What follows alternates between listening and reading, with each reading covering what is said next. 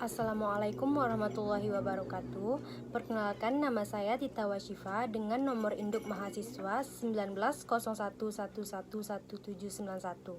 Dalam video ini saya akan menjawab pertanyaan ujian akhir semester pada mata kuliah perilaku organisasi kelas B dengan dosen pengampu Bapak Dedi Kusuma Habibi, SIP, MPA. Baiklah, pertanyaan pertama.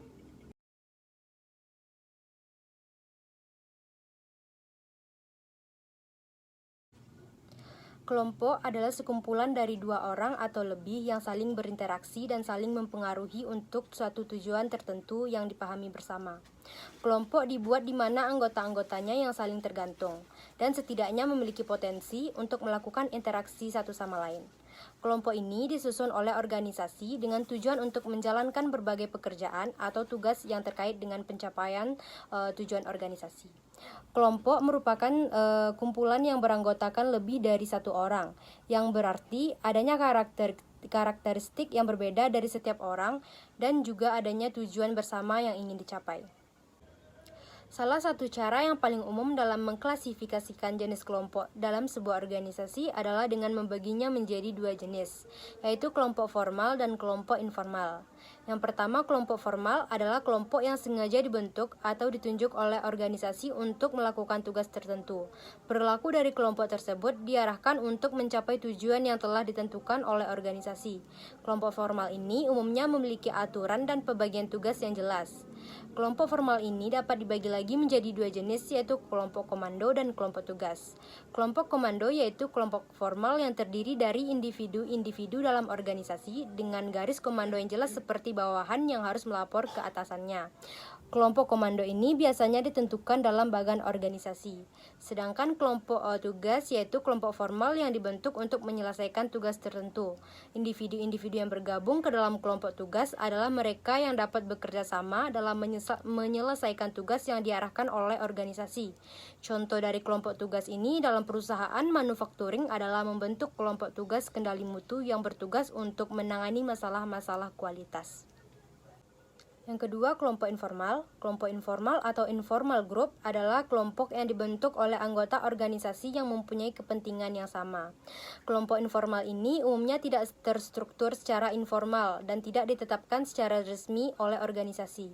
Timbulnya kelompok informal karena adanya tanggapan terhadap kebutuhan kepada hubungan sosial. Kelompok informal ini dapat dibagi lagi menjadi dua jenis, yaitu kelompok kepentingan dan kelompok persahabatan. Kelompok kepentingan atau interest group yaitu kelompok yang dibentuk oleh individu-individu tertentu dalam organisasi yang memiliki kepentingan yang sama. Yang kedua, kelompok persahabatan atau friendship group yaitu kelompok yang terbentuk karena adanya persamaan karakteristik seperti kesamaan hobi, kesamaan pandangan politik, kesamaan kepercayaan ataupun kesamaan etnis. Ada beberapa alasan mengapa orang memutuskan untuk berkelompok. Yang pertama, alasan keamanan. Dengan bergabung dalam satu kelompok, seseorang dapat mengurangi ketidaknyamanan dalam kesendirian. Banyak orang merasa lebih kuat dan tidak ragu-ragu bila berada dalam satu kelompok. Yang kedua, alasan status. Dengan bergabung dalam kelompok, seseorang merasa lebih dipandang dan lebih menjadi terhormat dibanding sendirian. Yang ketiga, harga diri. Karena merasa lebih terhormat bila berkelompok, maka seseorang merasa memiliki harga diri. Yang keempat, kebutuhan bersosial atau afiliasi. Banyak kebutuhan sosial bisa didapatkan saat seseorang berkelompok. Suasana bersahabat saat kesusahan, kesakitan, kematian, dan saat dilanda bencana, seseorang akan lebih mudah mendapatkan pertolongan dari orang lain. Yang kelima, membangun kekuatan. Banyak hal yang tidak bisa dicapai secara individual, namun menjadi sangat mungkin jika dilakukan secara berkelompok. Karena dengan berkelompok akan memudahkan membangun kekuatan untuk meraih sesuatu yang besar. Dan yang terakhir, mencapai tujuan. Karena berkelompok memunculkan kekuatan, maka tentu saja akan memudahkan dalam mencapai tujuan. Faktor internal yang pertama, motivasi. Motivasi yaitu suatu keinginan setiap individu untuk melakukan sesuatu dan menentukan kemampuan dalam bertindak untuk memuaskan kebutuhan individu. Yang kedua, persepsi. Persepsi merupakan suatu proses di mana individu melakukan pengorganisasian terhadap stimulus yang diterima dan menginterpretasikannya, sehingga seseorang dapat menyadari dan mengerti apa yang diterima, dan hal ini juga dapat dipengaruhi oleh pengalaman-pengalaman pada individu yang bersangkutan. Yang ketiga, sikap. Sikap merupakan pernyataan evaluatif baik yang diinginkan atau yang tidak diinginkan mengenai objek, orang, atau peristiwa yang berhubungan yang dapat diketahui dengan 3 komponen, yaitu komponen kognitif, afektif, dan perilaku. Yang keempat, kepribadian. Kepribadian yaitu keseluruhan cara seseorang yang bereaksi dan berinteraksi dengan individu lain. Kepribadian seseorang dipengaruhi oleh hasil dari keturunan dan lingkungan. Yang kelima, pembelajaran. Pembelajaran merupakan suatu peristiwa yang dapat terjadi setiap saat. Jadi, pembelajaran yaitu suatu perubahan perilaku yang relatif permanen yang terjadi setiap saat. Yang keenam, perilaku kelompok.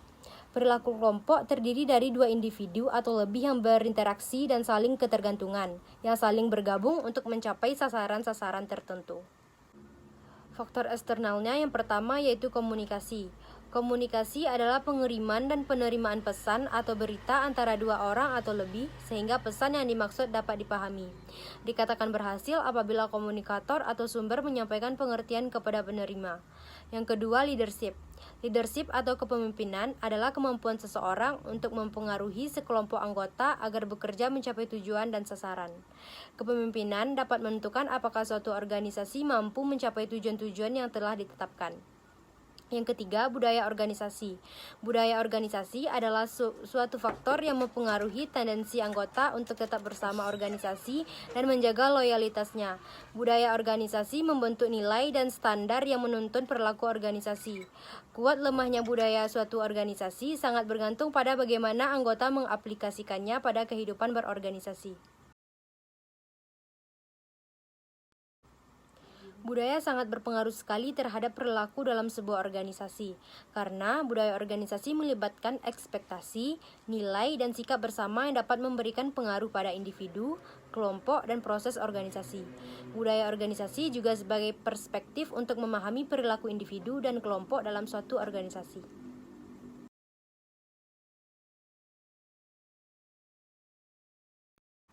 Menurut Littlejohn, secara umum teori-teori komunikasi dapat dibagi dalam 2 jenis, yaitu teori-teori umum dan teori-teori kontekstual.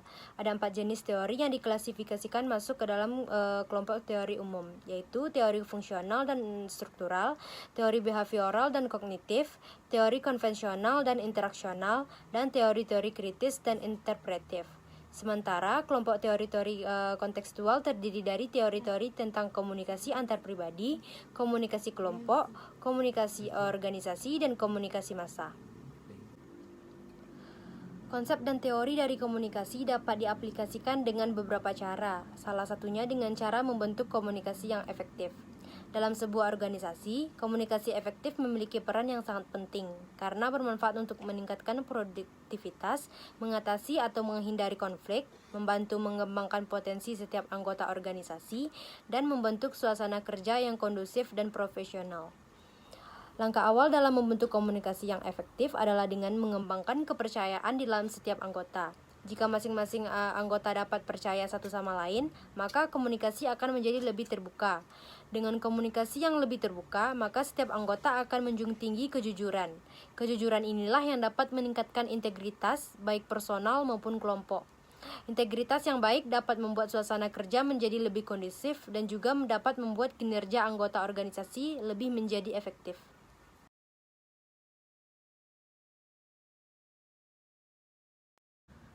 Faktor penyebab terjadinya konflik dalam sebuah organisasi yang pertama, perbedaan individu, yang meliputi perbedaan pendirian dan perbedaan perasaan. Yang kedua, perbedaan latar belakang kebudayaan, sehingga membentuk pribadi yang berbeda pula. Yang ketiga, perbedaan kepentingan individu atau kelompok. Yang keempat, perubahan-perubahan nilai yang cepat dan mendadak dalam masyarakat.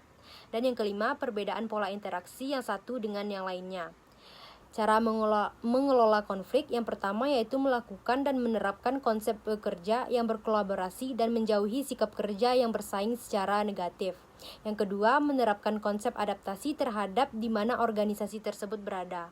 Yang ketiga, menerapkan metode penyelesaian konflik. Menurut Tehani Handoko, ada 3 metode penyelesaian konflik yang sering digunakan, yaitu dominasi atau penekanan, kompromi, dan pemecahan masalah integratif. Yang keempat, menerapkan konsep yang realistik yang sesuai dengan SWOT organisasi atau perusahaan.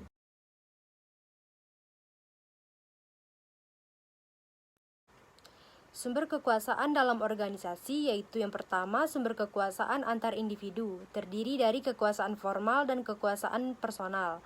Kekuasaan formal atau formal power adalah kekuasaan yang didasarkan pada posisi individual dalam suatu organisasi.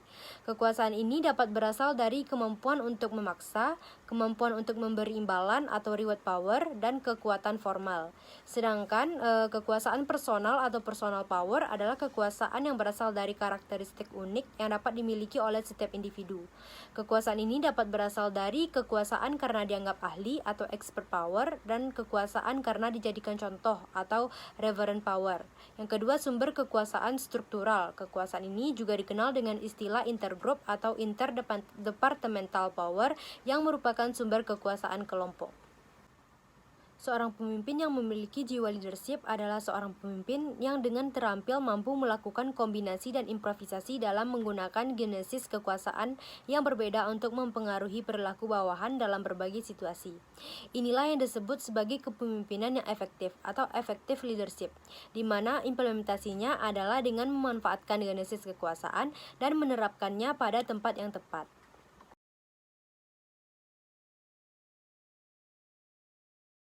Hal pertama adalah struktur organisasi atau perusahaan sesuai dengan visi misi perusahaan atau organisasi. Visi dan misi tersebut akan bermanfaat untuk mengetahui sasaran organisasi, apa tujuan dan apa sasaran yang ingin dicapai oleh perusahaan. Banyak organisasi yang membuat kesalahan, diantaranya adalah membuat struktur organisasi yang tidak baku dan tanpa kejelasan. Banyak yang membuat struktur organisasi tanpa tahu apa yang diharapkan dari organisasi tersebut dan apa yang ingin dituju oleh organisasi tersebut. Yang kedua, menyusun dan merancang struktur organisasi setelah ditetapkan bisnis utama dalam organisasi. Bisnis utama tersebut merupakan alat untuk mencapai apa yang ingin dituju oleh organisasi. Ini sangat membantu dalam menemukan bisnis dan aktivitas apa yang diperlukan dalam proses produksi. Yang ketiga, mempertimbangkan bakat dan kemampuan yang dimiliki pekerja akan membantu dalam menyusun struktur organisasi. Mungkin saja dalam organisasi Anda terdapat talenta yang tersembunyi, gunakanlah talenta atau bakat pekerja secara maksimal. Yang kelima, umur pekerja akan menempatkan pada posisi yang tepat. Dan yang kelima, melakukan penempatan jabatan sesuai dengan bakat dan talenta pekerja.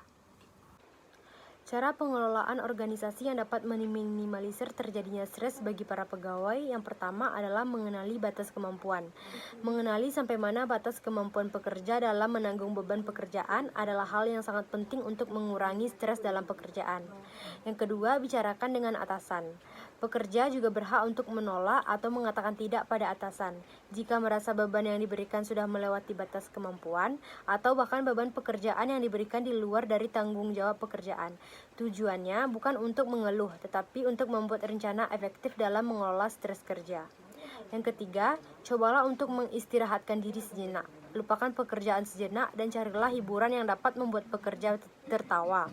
Tertawa dapat memberikan dampak positif bagi tubuh dan jiwa. Jangan lupa bahwa cuti adalah hak pekerja dan jika memang diperlukan, pekerja bisa mengambil cuti selama beberapa waktu untuk menenangkan diri dan menjauhi stres kerja. Yang keempat, melakukan olahraga atau aktivitas lain. Beberapa olahraga yang dapat menghilangkan stres yaitu jalan santai atau jalan cepat, menari, yoga atau meditasi, dan masih banyak yang lainnya. Baiklah, sekian penjelasan dari saya. Apabila ada kesalahan, saya mohon maaf. Assalamualaikum warahmatullahi wabarakatuh.